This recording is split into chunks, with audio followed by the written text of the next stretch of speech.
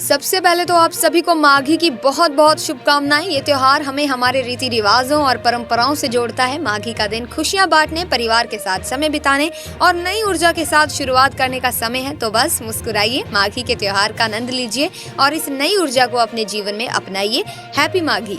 इसी के साथ देश विदेश में चल रही दिन भर की ताज़ा खबरें, खेल, मनोरंजन और हर क्षेत्र से संबंधित खबरें जानने के लिए जुड़ जाएं हमारे साथ। आज के इस वीडियो के अंत तक जानेंगे दोस्तों हर वो खबर जो देश में सनसनी पैदा कर रही है। तो चलिए बिना वक्त जाया किए शुरू करते हैं आज की एक खास वीडियो।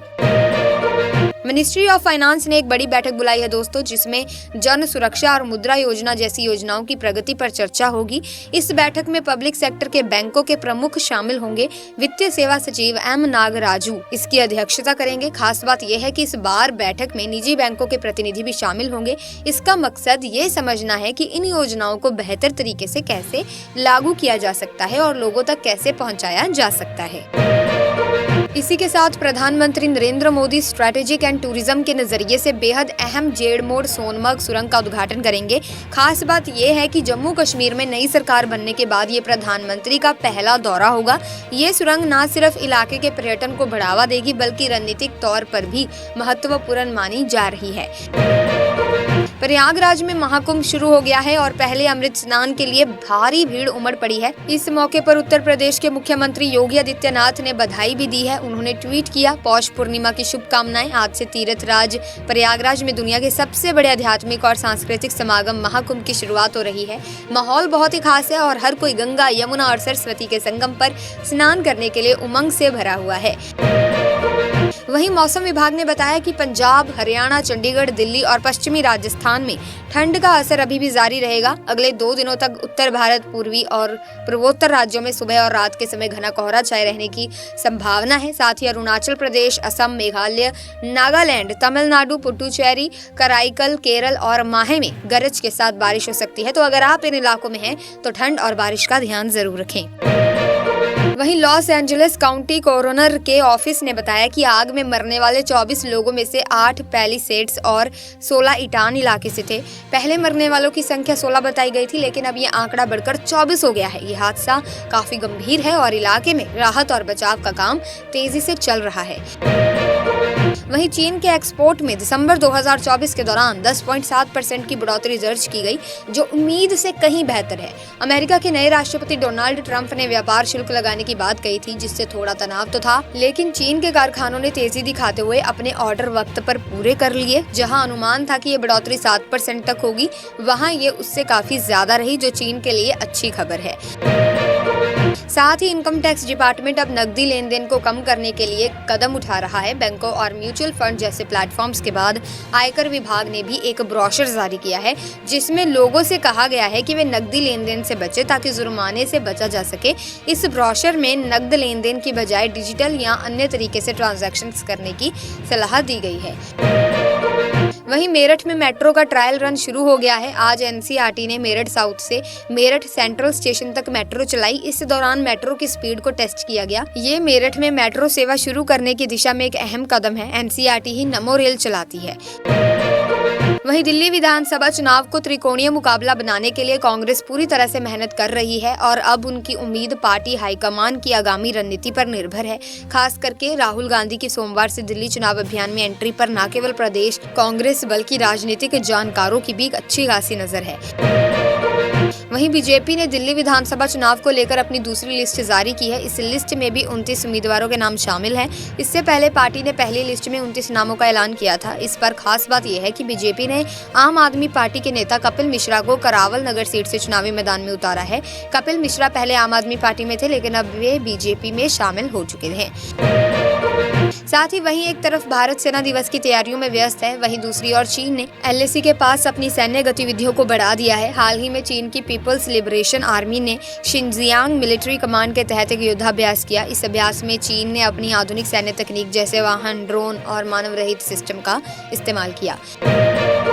साथ ही छत्तीसगढ़ के बीजापुर जिले में नक्सलियों ने एक आईईडी विस्फोट किया, जिसमें 2 पुलिसकर्मी घायल हो गए। ये दोनों पुलिसकर्मी कुटरू थाने में पोस्टेड थे। विस्फोट के बाद दोनों को इलाज के लिए अस्पताल में भर्ती कराया गया। दोस्तों, इस हमले से सुरक्षा बलों के लिए स्थिति और भी ज्यादा चुनौतीपूर्ण हो गई है।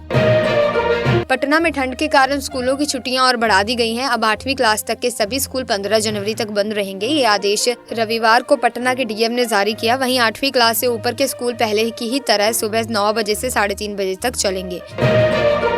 राष्ट्रीय युवा दिवस के मौके पर दोस्तों प्रधानमंत्री नरेंद्र मोदी दिल्ली में एक खास कार्यक्रम में शामिल हुए। इस दौरान उन्होंने विकसित भारत युवा नेता संवाद 2025 में हिस्सा लिया और युवाओं से बातचीत की। प्रधानमंत्री ने एक प्रदर्शनी का दौरा भी किया जहां कुछ युवा नेताओं ने अपने विचार और लक्ष्य साझा किए जो भारत की सबसे बड़ी चुनौतियों के समाधान के लिए थे। इसरो ने हाल ही में दोस्तों एक बड़ी सफलता हासिल की है। उन्होंने अपने 2 उपग्रहों को डॉकिंग से पहले स्थिर करने में सफलता प्राप्त की है जो स्पेसएक्स कार्यक्रम के तहत किया गया। इसरो ने चेसर और टारगेट उपग्रहों को सुरक्षित दूरी पर ले जाने से पहले उन्हें 3 मीटर की दूरी पर लाने में सफलता हासिल की। इसके बाद इन उपग्रहों में लगे कैमरों से ली गई तस्वीरें भी शेयर की गई हैं। साथ ही उत्तर प्रदेश के प्रयागराज में महाकुंभ की शुरुआत हो रही है जो आस्था और मानवता का सबसे बड़ा संगम माना जा रहा है।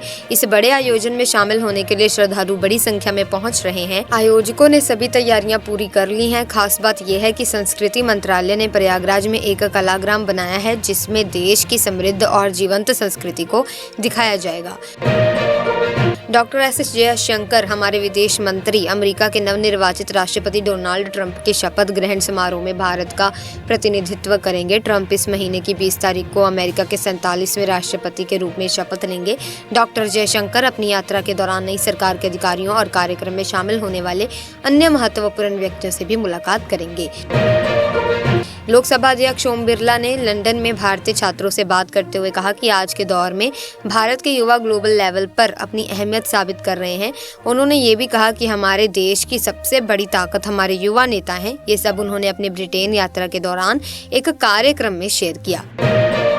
साथ ही मौसम विभाग का कहना है कि दिल्ली, ईस्ट यूपी और राजस्थान के कुछ हिस्सों में सुबह और रात में कोहरा छाया रहा। साथ ही पंजाब, हरियाणा, हिमाचल, उत्तराखंड और बंगाल में भी घना कोहरा रहेगा। अगले 2 से 3 दिन तक असम, मेघालय, छत्तीसगढ़, पश्चिम बंगाल, सिक्किम, ओडिशा और नॉर्थ ईस्ट के राज्य जैसे नागालैंड, मणिपुर, मिजोरम और त्रिपुरा में भी ऐसा ही मौसम रहेगा। तो अगर इन इलाकों में हो तो सफर करते वक्त सावधानी रखना। Minister of railway and information broadcasting Ashwini Vaishnaw ने कहा है कि 2047 तक भारत को आगे बढ़ाने में इंफ्रास्ट्रक्चर, प्रोडक्टिविटी, कानून सुधार और समावेशी विकास पर निवेश बहुत अहम होगा। उन्होंने ये बातें पुणे के गोखले इंस्टीट्यूट में हुए पब्लिक पॉलिसी फेस्टिवल के दौरान कही। ये फेस्टिवल 2 दिन चला और इसका समापन समारोह था। मंत्री जी का कहना है कि इन चारों चीजों पर फोकस करने से हमारा भविष्य मजबूत होगा। अगले साल के बजट की तैयारियां शुरू हो गई हैं और इसी कड़ी में कृषि विभाग ने भी अपना काम शुरू कर दिया है। शनिवार को नेपाल हाउस में एक मीटिंग हुई जिसमें बजट पर चर्चा हुई। मंत्री शिल्पी नेहा तिर्की ने खास तौर पर इस बात पर जोर दिया कि किसानों के लिए जो योजनाएं चल रही हैं और उनके लिए फायदेमंद साबित हो रही हैं, उन पर ध्यान देना बहुत जरूरी है। साथ ही अब हर संसदीय क्षेत्र में पासपोर्ट सेवा केंद्र खुलेगा। केंद्रीय मंत्री ज्योतिरादित्य सिंधिया ने बताया कि देश के सभी 543 संसदीय क्षेत्रों में ये सुविधा जल्द ही शुरू होगी। उन्होंने ये बात तब कही जब गुना, मध्य प्रदेश में एक नए एयरपोर्ट सेवा केंद्र का उद्घाटन हुआ। तो अब पासपोर्ट बनवाने के लिए दूर जाने की टेंशन नहीं रहेगी। साथ ही दिल्ली की कालकाजी से चुनाव लड़ रही आतिशी ने क्राउड फंडिंग कैंपेन शुरू कर दिया है। उन्होंने शनिवार को प्रेस कॉन्फ्रेंस करके लोगों से चुनाव के लिए मदद मांगी। उनका कहना है कि आम आदमी पार्टी बड़े व्यापारियों से पैसे नहीं लेती बल्कि जनता के लिए काम करती है और जनता की ही मदद से चुनाव लड़ती है। साथ ही छत्तीसगढ़ में बड़ा इवेंट हुआ। मुख्यमंत्री विष्णुदेव साय से गौतम अडानी ने मुलाकात की। उन्होंने सीएम से बातचीत के दौरान छत्तीसगढ़ में एनर्जी और सीमेंट सेक्टर में 65,000 करोड़ रुपए से ज्यादा के निवेश का ऐलान कर दिया। सीएम ने उन्हें छत्तीसगढ़ी अंदाज में शाल और नंदी देकर स्वागत किया। सोचो ये निवेश राज्य के लिए कितना बड़ा बदलाव ला सकता है। साथ ही छत्तीसगढ़ के नारायणपुर जिले से बड़ी खबर आई है। नक्सलियों ने सुरक्षा बलों को निशाना बनाने के लिए 4 आईईडी बम प्लांट किए थे, लेकिन गनीमत रही कि सर्चिंग पर निकली टीम ने इन्हें वक्त रहते बरामद कर लिया। इन बमों को डिफ्यूज कर दिया गया जिससे एक बड़ा हादसा टल गया। पुलिस अधिकारियों ने इस ऑपरेशन की जानकारी देते हुए कहा कि ये नक्सलियों की बड़ी साजिश थी। साथ ही यूपी के कन्नौज में अमृत भारत स्टेशन योजना का काम बुरी तरह सवालों के घेरे में आ गया है। यहाँ स्टेशन का निर्माण चल रहा था, लेकिन लेंटर गिरने की वजह से बड़ा हादसा हो गया। कई मजदूर मलबे में दब गए। रेस्क्यू ऑपरेशन चल रहा है, मजदूरों को निकालकर अस्पताल भेजा जा रहा है। इस हादसे पर कन्नौज के विधायक और राज्य मंत्री असीम अरुण ने बयान भी दिया है। इसी के साथ आज की वीडियो में बस इतना ही। आई होप वीडियो आपको इन्फॉर्मेटिव लगी होगी। अगर हाँ तो आप इस वीडियो को लाइक करें, शेयर करें, चैनल को सब्सक्राइब करके बेल आइकन को प्रेस कीजिए ताकि नए वीडियोस की अपडेट आपको मिलती रहे। मिलेंगे जल्दी, तब तक के लिए धन्यवाद।